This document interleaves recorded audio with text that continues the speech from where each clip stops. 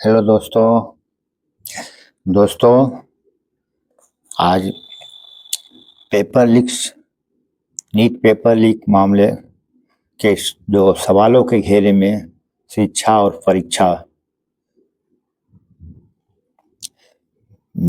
दोस्तों, NEET paper को लेकर आज देश में हर और नीट पेपर लीक का मामला चल रहा है। जो जो लीक हुआ था पेपर, वो फिर से दोबारा परीक्षा लिया जाएगा। शिक्षा विभाग के द्वारा ये नोटिस दिया गया है और नीट पेपर मामला जो लीक हुआ था उसके कारण चलते शिक्षा विभाग सवालों के घेरे में आ गया है। दोस्तों, पिछले दिनों मेडिकल कॉलेजों में प्रवेश की नीट यूजी का पेपर लीक होने की सूचना मिलते ही उसे रद्द कर दोबारा कराने का फैसला लिया गया।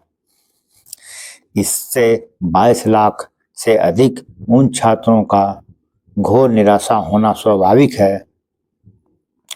जो ये परीक्षा दे चुके हैं। उन्हें उसी परीक्षा की दोबारा तैयारी करने के लिए मजबूर होना पड़ा।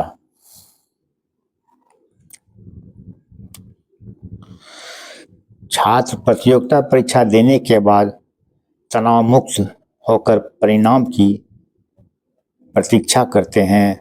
किसी भी छात्र के लिए उसी परीक्षा को उस उत्साह से दोबारा देना कठिन हो जाता है जिसे वे दे चुके होते हैं।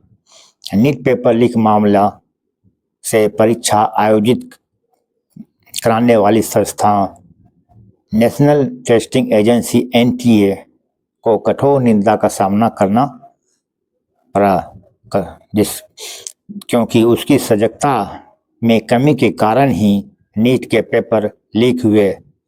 यदि पेपर लीक मामले का भंडाफोड़ नहीं होता या फिर उसकी अनदेखी की जाती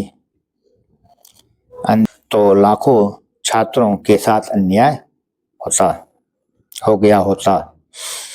इस मामले में पेपर तैयार करने वाले शिक्षकों के साथ कुछ कोचिंग केंद्र भी कटघरे में है। नीट पेपर लीक की जांच कर रही CBI ने यह पाया कि इस परीक्षा के पेपर कुछ कोचिंग केंद्र वालों ने देश के कई हिस्सों में पहुंचाया और पैसा कमाया। ऐसा लगता है कि कोचिंग माफिया शिक्षा और परीक्षा दोनों पर हावी हो गया है। बीते दिनों मामले में शिक्षा मंत्रालय की संसदीय समिति ने शिक्षा सचिव, NTA प्रमुख और उसके महानिदेशक सहित शिक्षा मंत्रालय के शीर्ष अधिकारियों को तलब किया। इस दौरान नीट रद्द होने के प्रकरण को राजनीतिक रंग देने की भी कोशिश की गई। शिक्षा मंत्रालय ने NTA की व्यवस्था सुधारने के लिए कई कदम उठाए हैं। 2004 में नीट में गड़बड़ी सामने आने के बाद NTA के कामकाज में सुधार के लिए राधाकृष्णन समिति का गठन किया गया था। उन्हें अब लागू करने की पहल हो रही है। NTA में सुधार को लेकर गठित राधाकृष्णन समिति ने यह सिफारिश की थी कि गड़बड़ियों से बचने के लिए प्रश्न पत्रों को फिजिकल रूप से केंद्रों तक ले जाने की प्रक्रिया को खत्म किया जाए। NTA में अस्थायी विशेषज्ञों की भर्ती की जाए। इन सिफारिशों के अनुरूप परीक्षा कराने से पेपर लीक कराने वालों और खासकर कोचिंग माफिया को परीक्षा में सेंध लगाने का अवसर नहीं मिलेगा। आज के AI के युग में ऐसी व्यवस्था आसानी से बनाई जा सकती है।